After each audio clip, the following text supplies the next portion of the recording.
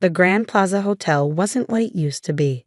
It was a 12-story building in downtown Chicago, once beautiful but now old and worn. The golden revolving doors had lost their shine, and the sidewalk outside was cracked. But as I held the keys in my hand, all I saw was potential.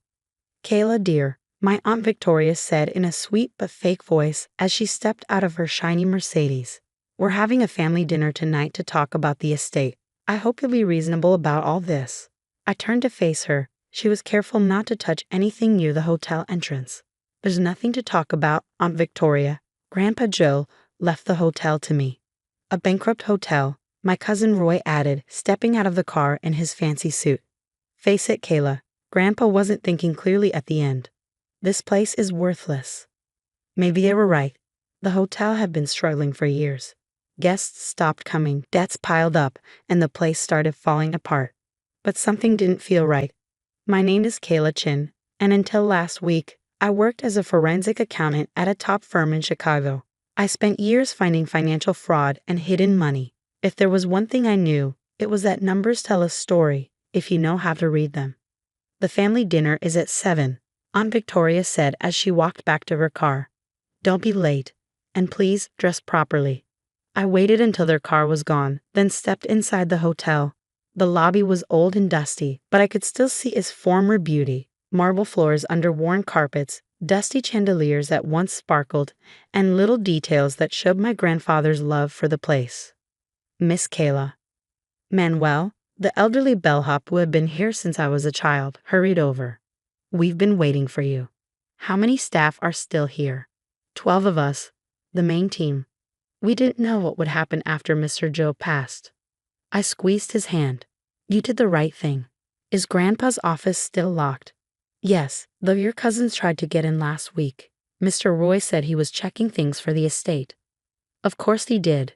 Grandpa Joe's office was on the mezzanine overlooking the lobby. I used to sit there as a child doing my homework while he worked. He taught me about business, about taking care of guests, and about the hidden stories in numbers. "A hotel isn't just a building, sweet pea," he'd say. "It's a place where people's stories unfold. Our job is to make their stories happy ones." The office door creaked as I opened it. Everything looked the same: the big wooden desk, the shelves of old books, and the heavy safe in the corner. But something was different. The safe door was slightly open. "Manuel," I called. "Did anyone get the safe open?" "No, Miss Kayla. Mr. Roy tried, but no one knows the combination. Your aunt wanted to hire a locksmith, but I told him to wait for you." I stepped closer. It was an old Drummond safe, the kind you don't see anymore. "Grandpa taught me the combination on my 16th birthday.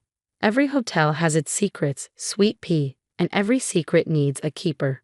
The code was 3 important dates: the hotel's opening, Grandma's birthday, and the day Grandpa paid off the mortgage. As I reached to shut the safe, I noticed something odd: a small gap in the metal. My heart raced. In my work, I'd seen this before: a hidden compartment. Carefully, I pressed on the panel. It clicked and swung open. Inside was a single leather notebook and a sealed envelope with my name on it. "Dear Kayla, if you're reading this, then everything is going according to plan. You've inherited the hotel, and the family thinks it's worthless." Perfect. What my family doesn't know, what I've kept hidden for 15 years, is that the Grand Plaza isn't actually failing. It's doing better than ever. Just not in a way they'd understand. The ledgers on the wall show the numbers I wanted them to see, but this secret book holds the real truth. Before you open it, you need to know why I left the hotel to you. You see patterns others miss. You understand that numbers tell a deeper story. And most importantly, you know that real value isn't always obvious. The Grand Plaza has a secret, sweet pea, one that could destroy it if the wrong people found out. That's why I let everyone believe it was failing. That's why I chose you. You'll see the truth in the numbers. Read the ledger carefully. Then go to room 1207 at exactly midnight. What you find there will explain everything. Love, Grandpa Joe. P.S. Don't go to the family dinner. They'll try to force you to sell. The real answers are in the basement, and you'll need time to find them before they figure out what's happening. My hands shook as I opened the book. The first page was a balance sheet, but not like the ones in the official records. These numbers told a completely different story. The Grand Plaza wasn't just surviving, it was making a fortune. But the money wasn't coming from regular hotel business. At least, not entirely. There were strange codes, mentions of something called Project Legacy, and payments from secret bank accounts. Any forensic accountant would be dying to dig into these records. But it was the note on the last page that sent chills down my spine. The real treasure isn't in the numbers, sweet pea. It's in what the numbers are protecting. Find the basement key. Everything else will make sense then. My phone buzzed. Aunt Victoria, dinner in an hour. The family has a very generous offer for that wreck of yours. I smirked, looking at the ledger in my hands. Sorry, can't make it. Too busy being poor and worthless. I had 6 hours until midnight, and a basement to find. Part 2, Legacy of Secrets. The Grand Plaza's basement wasn't on any official blueprints. I found that out while going through the hotel's records in Grandpa's office. According to city records, the hotel had a regular basement for storage and utilities, but Grandpa's secret ledger suggested something much more interesting. Manuel, I said, finding him at the front desk. Has anyone ever asked about the basement? He glanced around before speaking softly. Only Mr. Joe ever went down there. He had a private elevator in the service area. Your cousin tried to find it last week, but, he grinned. I may have forgotten to tell them where it was. I followed him to a back hallway. The elevator didn't look like an elevator at all. Just a storage closet. But when I looked closer, I noticed a keypad hidden behind a metal panel. And next to it, faintly etched into the surface, were the words, "Every story needs a foundation." Grandpa's favorite saying. I checked my watch, 10:45 p.m. It was time to figure out what Grandpa had been hiding. As I studied the ledger again, more pieces started falling into place. Large payments from Swiss bank accounts, mentions of artifact storage, and a list of guests who paid huge amounts for specific rooms. One of those rooms, 1207. My phone buzzed again. This time, it was Roy. You missed quite a dinner. Last chance to be reasonable. Our offer expires at midnight. Of course it did. I turned back to the elevator and entered the keypad code. The same one Grandpa had used for the safe. As the elevator descended, I realized we weren't just going to the basement, it was much deeper than that. We went down at least 6 floors below the street. When the doors finally opened, I gasped. This wasn't a basement, it was a museum. Rows of climate-controlled rooms stretched in every direction, filled with artwork, artifacts, and historical documents. Every piece was carefully labeled and recorded. This wasn't just storage, it was a hidden operation. Impressive, isn't it? I spun around. An older man in a sharp suit stood watching me. I'm Dr. Marcus Klein, he said, your grandfather's partner in Project Legacy. I've been waiting for you. For the next hour, Dr. Klein explained everything. During World War II, countless artworks and treasures were stolen, he said as we walked past paintings and sculptures. Many were never recovered. Some ended up in private collections illegally. Your grandfather found a way to fix that. The Grand Plaza wasn't just a hotel. It was a secret operation dedicated to returning stolen art to its rightful owners. The high-paying guests weren't just staying in rooms. They were being reunited with pieces of their family's lost history. Joe created a brilliant system, Dr. Klein continued.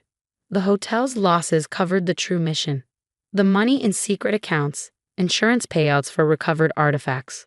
And this basement, this is where we document and restore everything before returning it. My mind raced as I thought about the secret ledger, the hidden bank accounts, the coded transactions. It all made sense now. Your grandfather never took money for returns, Dr. Klein added. He set up funds to help families protect and maintain their treasures. I checked my watch, 11:50 p.m. Why room 1207? Dr. Klein smiled. That's where it all started. Go see for yourself. Room 1207 was on the top floor of the hotel. It looked like any other luxury suite until you noticed the hidden details. Behind a panel was high-tech scanning equipment. The bathroom mirror was actually a computer screen. The closet had once held a lab for authenticating artwork and documents. This is where we met families searching for their stolen history, Dr. Klein explained. With this equipment, we could verify their claims immediately. Why did Grandpa keep this a secret from the family? Because your aunt and cousins would have turned it into a business, he said simply. This was never about money. It was about justice. My phone buzzed.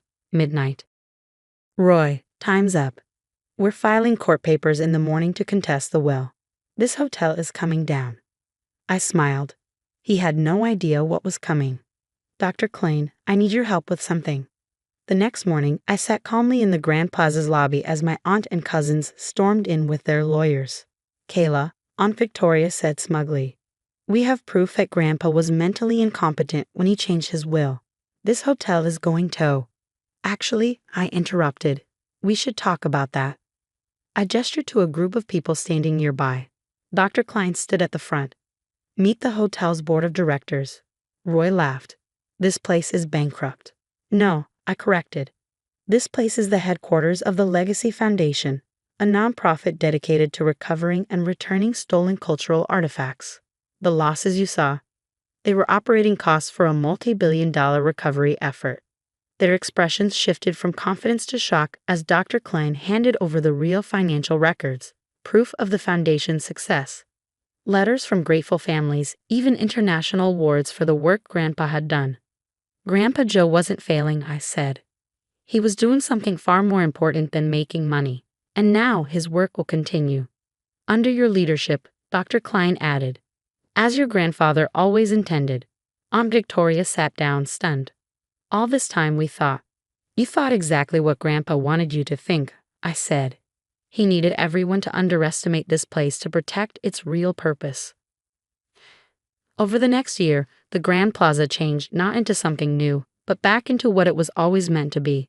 We fixed up the hotel, keeping its cover as a business while growing the secret recovery mission. Roy, to my surprise, wanted to help. Once he understood what Grandpa had been doing, his legal skills became useful for handling complicated international cases. Aunt Victoria, after some resistance, became one of our strongest supporters, using her connections to bring attention to our work. The foundation grew, helping more families reunite with lost treasures.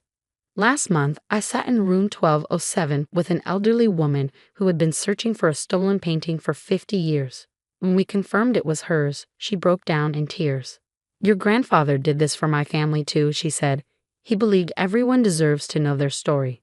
The secret ledger now sits in my office, but I've added my own entries. Each one represents not just a recovered artifact, but a family finding closure, a piece of history returned to where it belongs.